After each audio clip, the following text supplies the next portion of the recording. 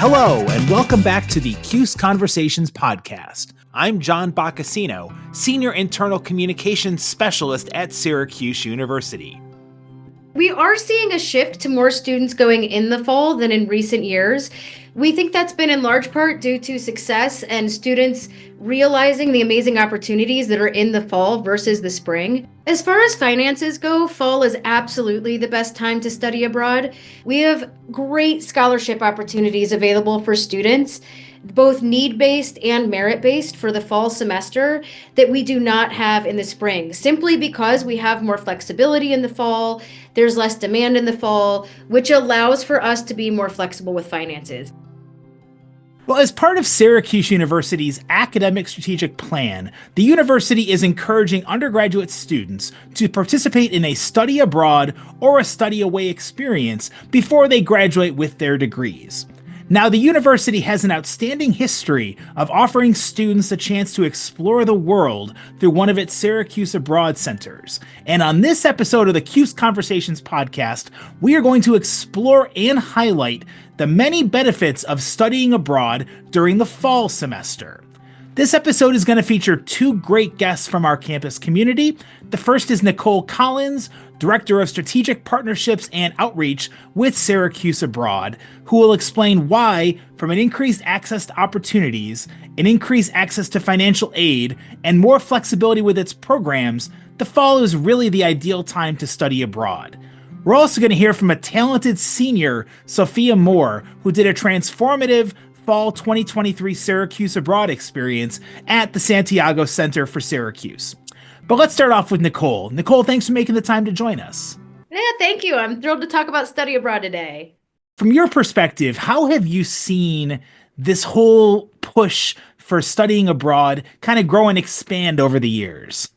I studied abroad more years ago than I would like to acknowledge, but back when I studied abroad, it was more of an abnormal thing to do. Now we're seeing really a drive from parents, from students, from university partners all over the place that we really want to see our students go abroad. It gives you an edge in your future career. It's a transformational experience we hear over and over again. And so we're thrilled to be in a place where most students come into Syracuse University expecting to study abroad. And it's just a question of where and when they'll go. And how great is it to know, I mentioned earlier, the strategic plan, but a key tenet of that plan is offering and not only offering, but encouraging our students to take advantage. What does that say about how the university values and cherishes that holistic development piece through studying abroad?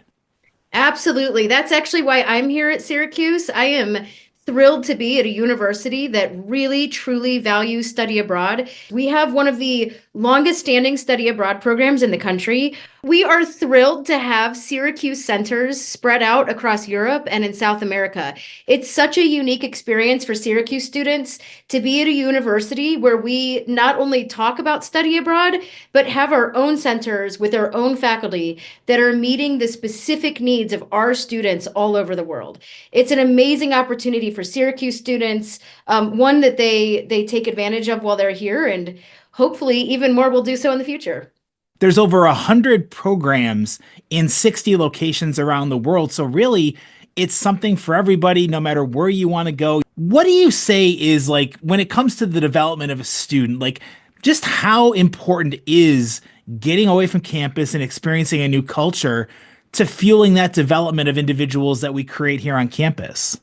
I believe it is a critical part of forming not just your own personal growth, but your professional development, your opportunities for the future. The number one thing that we hear from students who've studied abroad over and over again is that it was a life-changing experience. That's quite a trope, but it exists for a reason. Students get the opportunity to gain intercultural skills that follow them for the rest of their life. It awakens a better understanding of the world around them. It gives you language skills and the ability to adapt to unexpected surroundings. Most importantly, I think for a lot of our students at this time in their career, it gives you amazing opportunities to go into and launch an amazing career with lifelong potential for global connection. We have amazing opportunities at each of our centers that benefit different types of students in very unique ways. Syracuse University has one of the broadest and most extensive global networks that I've ever had the opportunity to witness. And we have an amazing ability to leverage that network to benefit students in ways that I never thought possible before coming to Syracuse. What percentage of our student population participates in a study abroad experience? About 55% of our students currently participate in a study abroad experience. We also have students who take advantage of some of our study away locations, which are amazing. And again, we're seeing that number increasing really by the year as students realize the amazing depth of opportunities. For students, for example, that have a hard time studying abroad during a semester, we have summer programs, we have short-term faculty-led programs that they can take advantage of during the year. We have world partner programs that are all over different parts of the globe. We have our center in Santiago. If you have a difficult major, I guarantee that we have a program where we can make it work one way or the other. It may require some planning, it may require talking to your academic advisor, but we're in a unique position at Syracuse that you absolutely can and should study abroad, and we're seeing that reflected in the numbers. Have we seen a spike in fall participation? That's a good question. We are seeing a shift to more students going in the fall than in recent years. We think that's been in large part due to success and students realizing the amazing opportunities that are in the fall versus the spring. We have some fall specific programs that run, such as, for example, our pre-health program in Madrid, where we offer difficult to get courses abroad like OChem 1 and molecular and cellular biology. Those are Syracuse courses that students don't have to worry about them transferring back. And if they go to Madrid in the fall, they can meet critical course requirements, get ahead for their graduation requirements, and spend a semester in Madrid. We're seeing a lot of success in programs like that are specific to certain majors and pre-health students. We also have some great programs that run in the fall that are picking up quite a bit of steam. One of my favorites, they're all my favorite. But one of my favorites is Central Europe. It's a fall only program where students are based in Wrocław, Poland, but they're actually traveling all over Western Europe. They're visiting major urban sites, major historical sites, and really getting into the nitty-gritty of borders, of identity, of some really critical big questions for society right now. And what students are finding is that it offers amazing opportunities to dive into their own personal interests and gain real world skills. One of the opportunities for Central Europe students is that they are part of Urban Labs, which is a published website where students do what we call living research, and they look at different topics across their areas of travel for the semester. And at the end of the semester, they have published pieces on Urban Labs related to very strong, interesting topics in their areas of interest, in their areas of study, so that when they graduate and when they go to look for a job, they have actual publications, actual writing skills, and really interesting, critical topics that they have grappled with in a public forum in a really unique setting. What are some other reasons you feel the fall is the perfect time for our students to get out there, go see the world, and do one of these study abroad experiences? One of the highlights that I think students don't often think of are some of the actual events that happen in the fall in different parts of the world that do not happen at other times of the year. So, one of the things I hear from students who want to go to Florence is that they're really excited about the food, as they should be. The food in Florence is amazing. In the fall, that is when a lot of the food related events are happening. There are local wine festivals, grape harvesting, wine harvesting, all that fun stuff. Truffle hunting happens in the fall. Mushroom foraging happens in the fall. Olive oil harvesting happens in the fall. These are all things that are happening right in Tuscany, right in the heart of where our study abroad experience takes place. Strasbourg is a great location. Not only do they have fantastic fall opportunities, and you're just a skip, hop, and a jump away from Oktoberfest. But you also have these really amazing world-renowned Christmas markets that happen in December while students are there. It is a tourist attraction across Europe, across the globe, and students have a front seat to all of the action and the opportunity to showcase that to parents who might want to visit at the end of the semester, to families, and just to really experience that local culture from the firsthand perspective. When it comes to the academic side of things, what is it about scholarship and financial aid? Because we all know how important of a role that plays. How does the university help to maybe make it more affordable to study abroad during the fall? As far as finances go, fall is absolutely the best time to study abroad. We have location grants right now for fall 2025, for example, $2,000 per semester. It is not need-based, it is not merit-based, it is just automatic for any students who apply and are accepted to Central Europe and Santiago.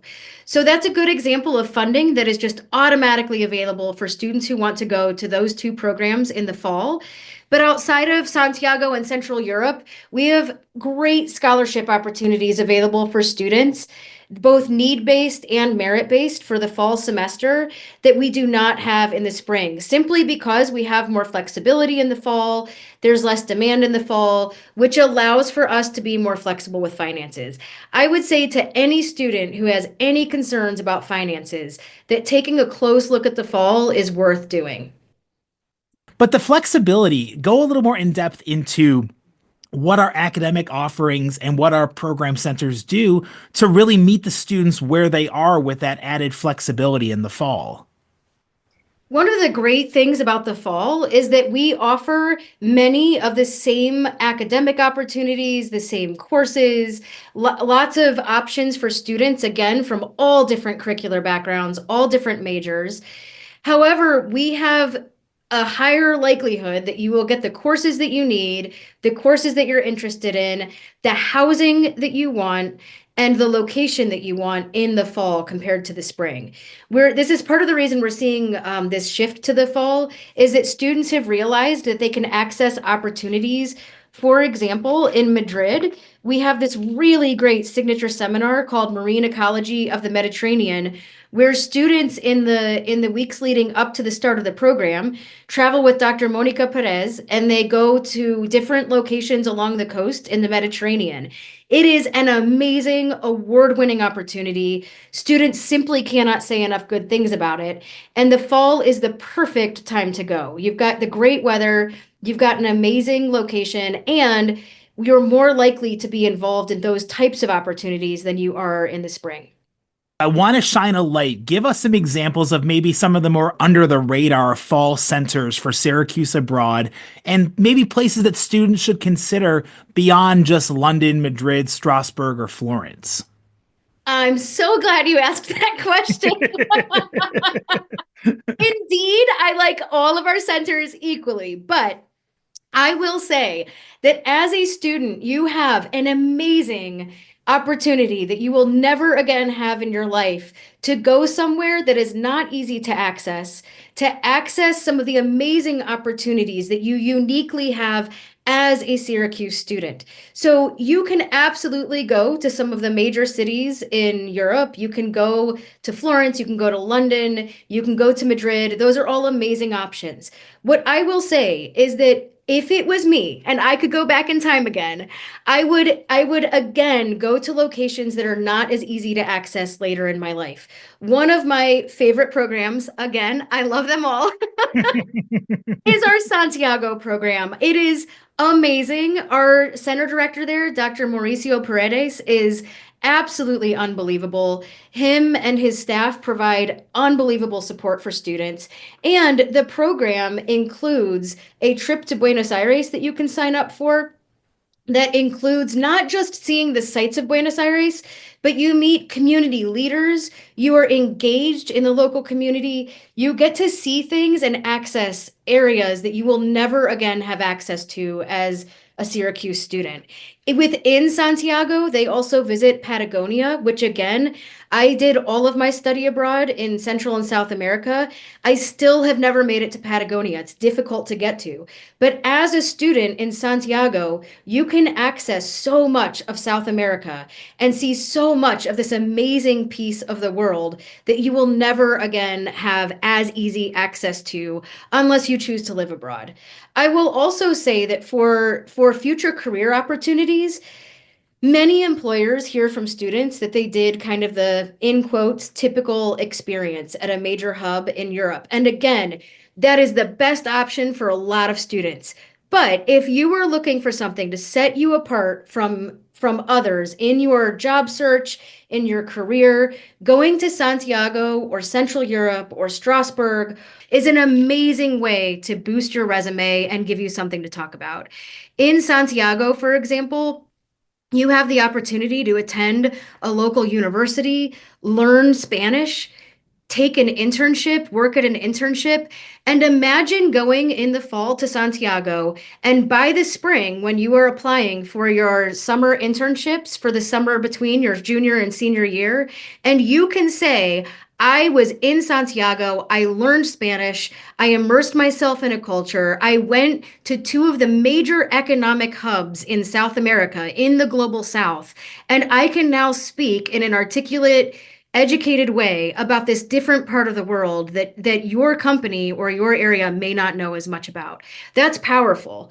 Another amazing opportunity in the fall is for students to go to Strasbourg and take advantage of the wonderful connections with the Council of Europe that we hold. Syracuse University holds an exclusive partnership with the Council of Europe. We are the only US institution that allows student internships within the Council of Europe. And those are amazing opportunities to work across different sectors within a major global player in Europe. We also have exclusive opportunities for students to serve at the World Forum for Democracy, which is hosted in Strasbourg every fall.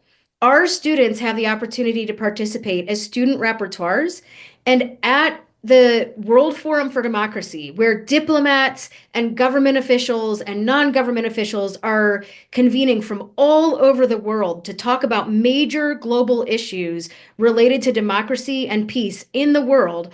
Our students are serving as student rapporteurs and reporting back to the Council of Europe, moderating sessions, and then going back to the Council of Europe and making recommendations for what they believe are the front runners for the best topics at the World Forum for Democracy. I do not know of any other study abroad experience that provides an opportunity that is that well connected and that amazing for students. And again, imagine going to your employer. So if you go in the fall, and then when you go to look for a job or look for an internship, imagine telling your future employer that I served as a student rapporteur at the World Forum for Democracy and reported out to global leaders from across Europe on what I believe are some of the best practices happening for democracy in the world. And I know we'll hear from Sophia Moore coming up later on, but she had such great things to say about host families and them acclimating themselves to the culture, pointing them in the right direction. I feel like, Nicole, that's also one of the parts I want to give you a chance to elaborate on.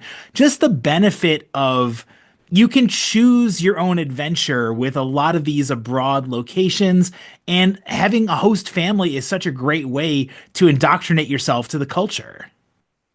It really is. I will say I studied abroad many years ago, and I stayed with a homestay family in Costa Rica, and I am still in touch with them today.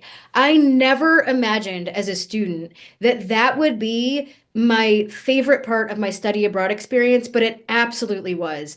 It gave me the opportunity to know a local family, experience local culture, the local food, the language, everything about my experience was just that much better because I stayed with a homestay family. One of the concerns we hear from students over and over again is that they really want their independence, and that is why they do not want to stay with the homestay family. I would say to those students, Please don't think that you will not have your independence if you stay with a homestay family. Our homestay families are there to make sure that you have an amazing experience, not to find out what time you're coming home at night, not to keep an eye on you. They know that you are an adult and they are just excited to have you there. You are able to proceed as you normally would, but you have all the added benefits of having home cooked meals and someone available to talk to you and the, again, amazing opportunities to learn more about where you are and really embed yourself in the culture. Are there any other of those misconceived thoughts about the abroad experience that you'd like to dispel here for our audience? I would say one of the things that students are most excited about when they study abroad is traveling on the weekends. And that is 100% an amazing experience. And you should take advantage of being in amazing locations where you can travel. I will also say our centers and all of the programs that we approve through World Partners provide amazing opportunities in your local location to really engage with your community, to see new and exciting things, and to experience the city where you are. The number one regret that we typically hear from students is that they didn't do more in the city where they chose to study. So I would say, of course, travel. You should, of course, see the part of the world that you were in while you were there. But I would encourage students to take some time to enjoy where you are as well. Experience the local food, make yourself a local at a coffee shop. Go see not just the main sites, but go to the local festivals. Take advantage of the opportunities that your center is offering and go to a chocolate tasting or a pasta making session or go with London to the theater and on the way learn about the history of the city. These again are opportunities that you will never have again. And it's so easy to take them for granted when you're a student, but trust us from two people who've done this and would love to do it again. Take advantage of what you have. You will never have this opportunity again. So enjoy where you are. You will never get a chance to take 3+ months off to go That's right. study and immerse yourself in another culture, another city, another continent. Hmm. And it's not too late for our students. So, Nicole, in closing, I kind of want to make a plug with March 15th being the registration deadline for the fall 2025 semester. What do interested students need to do if they want to check out and learn more about the study abroad experiences? So the number one step I would say is to visit our website, check out the Syracuse Abroad website. On that website, you will find information for a couple of concrete steps that you can take. The first is to start an application to a program. If you've heard something today that you're excited about, if you have a particular course you're interested in, if you know where you want to go and when you want to go, and it should be the fall, then I encourage you to start an application today. You can also schedule an appointment to meet with one of our advisors. We have advisors on campus who are knowledgeable about all of our programs and are here just to help you decide where to go, how to make it work, what you need to do, and navigate all of the next steps. We have an office in Bird Library that you can stop into during our office hours and talk to someone in person. And the third thing I would say is feel free to reach out to one of our global ambassadors.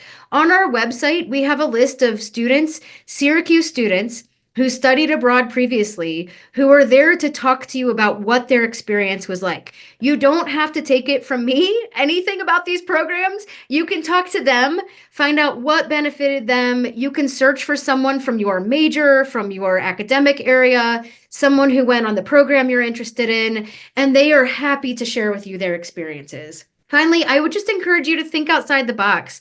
Take a look at the website, but also think about, is there a particular course that looks really exciting to you? And then look at the possibilities around that. It doesn't have to be a perfect fit. It doesn't have to be the ideal situation. I always tell students there are no bad options available to you. You cannot pick wrong. So just go for it. Take a look at our website. We're here to talk to you and come see us. So I highly recommend going to suabroad.syr.edu to learn how to tailor make and customize your Syracuse Abroad experience, especially focusing on the opportunities available in that fall semester. I also can't thank enough Nicole Collins, our Director of Strategic Partnerships and Outreach with Syracuse Abroad. Nicole, thanks for sharing your insights today. Thank you, John. I appreciate it. I kind of wanted a different perspective than a Eurocentric one. I figured that I would have an opportunity at some point in my life to be able to travel to Europe, but to travel to South America, I felt like that was a little bit rarer of an opportunity.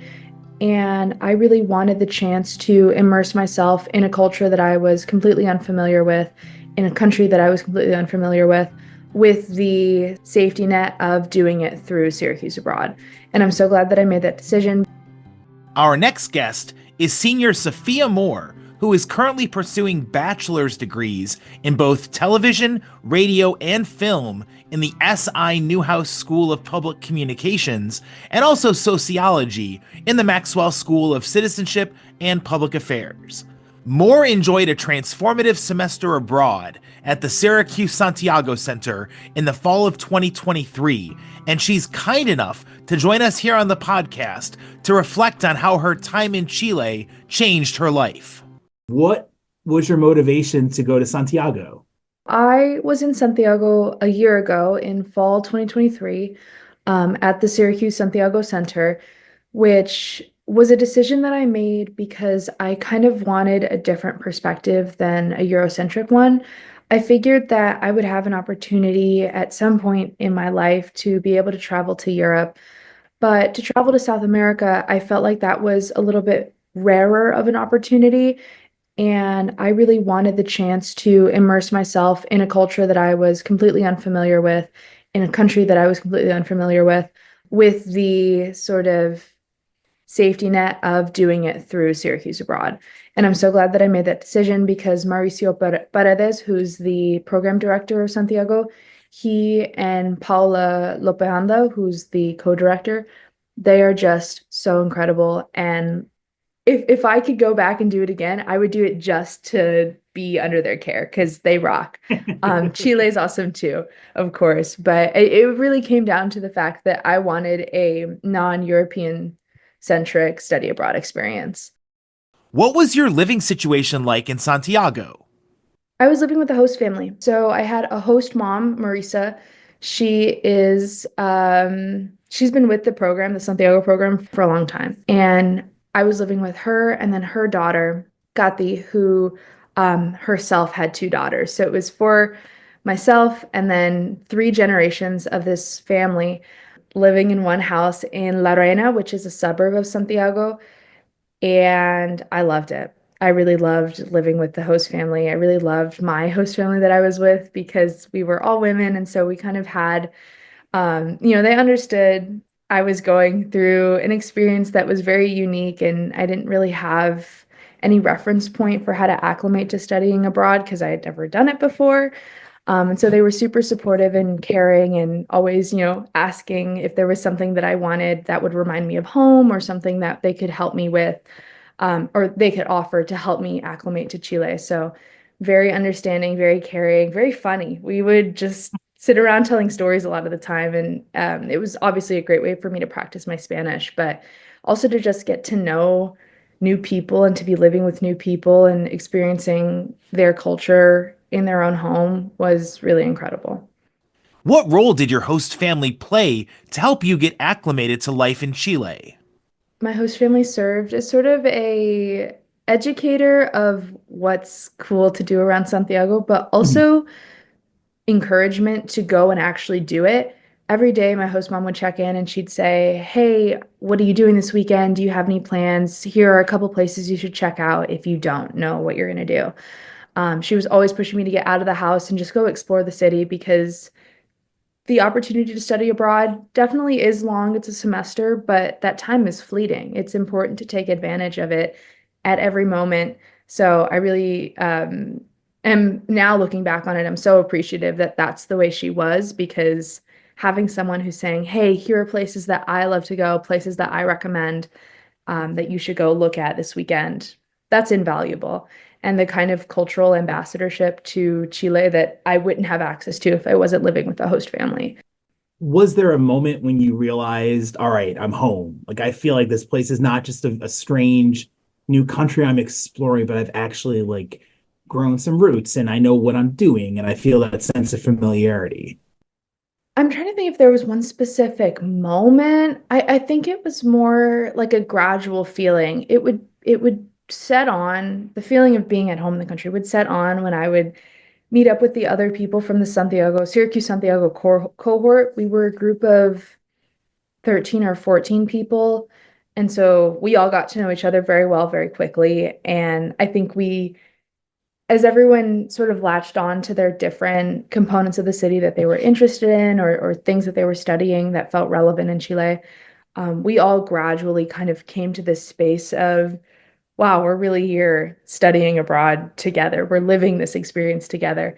And something that sort of solidified that were our group trips to the Atacama Desert, which is the driest desert in the world. It's in the north of Chile.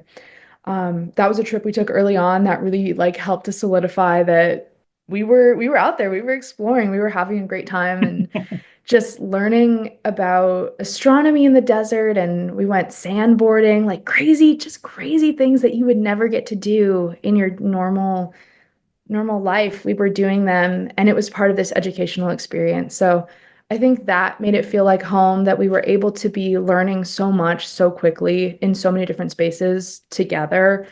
How close did you become with your peers in the Santiago program? There's been just this camaraderie that is impossible to deny, impossible to ignore. We lived something so life-changing together and experienced so much culture and just were exposed to this lifestyle that's so different from the US. We still talk about it. One of my best friend that I met abroad, she actually lives downstairs, like in the same house as me, and it was a complete coincidence that we were living in the same house. But she lives downstairs, so we talk all the time, and we always reminisce on the fact that we traveled together. We got a tattoo together. We lived a lot of life in this short amount of time. In 5 months, we became very close, and that's something that just is a bond for life. And what did you learn about yourself from your time studying abroad? I think that I am resilient and I am able to find community wherever I go. Studying abroad somewhere where the language spoken is not my first language. I grew up around Spanish, but I didn't grow up speaking it with any fluency and I've learned it majority from school. So getting to stay in a country where Spanish is the language spoken and it's not the language that I'm most comfortable with was a real challenge. And every day I would wake up and push myself to just do a little bit more, just a little bit more, speak a little longer, think a little harder, get myself a little more comfortable with the language and with the space. And that level of determination and resilience was really important for me to see because there were days where it was tough. Like I wanted to come home and I was tired of struggling with the language or having to, settle for being a less articulate version of myself because I didn't have the vocabulary to explain what I really meant in Spanish. But as time went on, just coaxing myself into doing a little bit more, trying a little bit harder, that showed me that I have a level of resilience that I don't even think I was aware of before I went abroad. And now is serving me so well because I know that I can do hard things. I know that I can get through difficult or challenging experiences. And then I learned that I can make community anywhere. I think fundamentally, there are so many things that people have in common across languages, across cultures. The relationships that I built in Chile are some of the most gratifying relationships I've ever made in my life. Like with my host mom, we built a bond where she said that I can come back and visit anytime and stay at her house anytime. And it's just that level of generosity and that level of love and care for another person transcends any kind of cultural barrier. And I think that's not something that just happened to me. That's something that we are all capable of. And so learning that and seeing that and knowing that people have a genuine interest in sharing things with others, and creating community and relationships between and across cultures, that was really important for me to learn about myself. There's been this groundswell where it seems like more and more are choosing, the fall semester. Why was the fall the right time for you? Well, Chile's in the southern hemisphere, so their seasons are flipped. And it was kind of strategic. I wanted to be there for their spring and summer. I felt like it would be probably easier for me to acclimate if I had warmer weather, which ended up being so true. It was awesome to see the seasons change because it doesn't get super cold there in winter. It's sort of like a mild 50-ish, 60-ish range of weather, which was great because I didn't have to worry about being, in snow or anything. So yeah, I wanted to experience their spring and summer, and it ended up being beautiful. And I also felt like it just made more sense for me to be away in the fall and come back in the spring. I don't really know that I have a reason why. It just felt like the right thing for me to do, and I think that I wanted that experience of having less people too. What are some other favorite memories you're going to have with you from the trip? Well, one of my favorite memories that we just passed the year anniversary of is I went to Machu Picchu in Peru. It was amazing. I actually took that trip solo. So I solo traveled from Santiago to Cusco, which is kind of the jumping off point city in Peru that you can stay at if you want to go to Machu Picchu.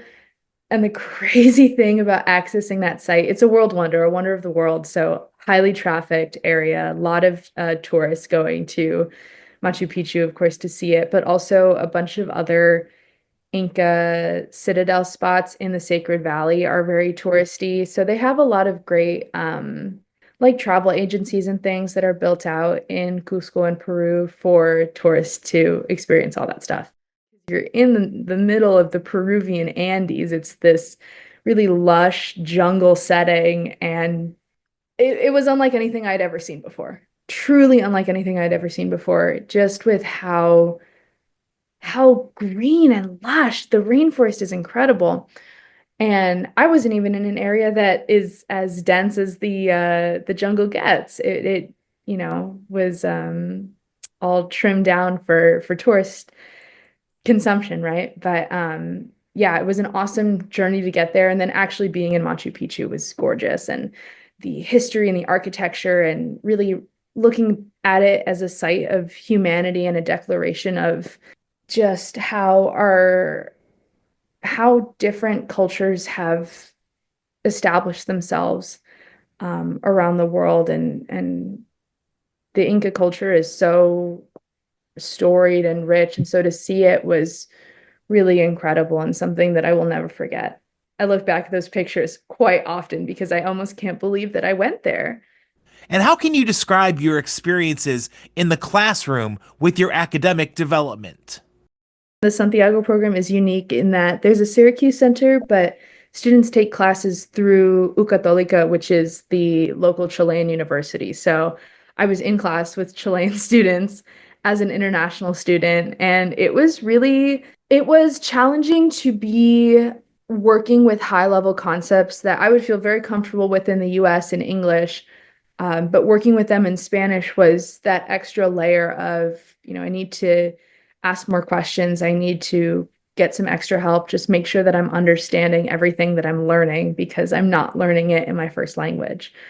So I took a sociology class while I was down there. And then I also, through the Syracuse Center taught by Mauricio, I took a Latin American culture class, which is our signature seminar. And then I also took a Chilean history class, which was the best class I took the whole time. And he teaches both of those. He's an amazing teacher and professor. And then through the universities, I took a sociological development of Latin America class, paraphrasing, and was also enrolled in a Baroque music history class, which was very difficult. So yeah, it was cool to see how class in Chile taught by Chilean professors differs from class in America taught by American professors. Sophia, I really want to thank you for making the time to come on the podcast and reflect on your beneficial Syracuse Abroad experiences. Best of luck with everything moving forward. Yes, and same to you. Thank you so much for including me in the project.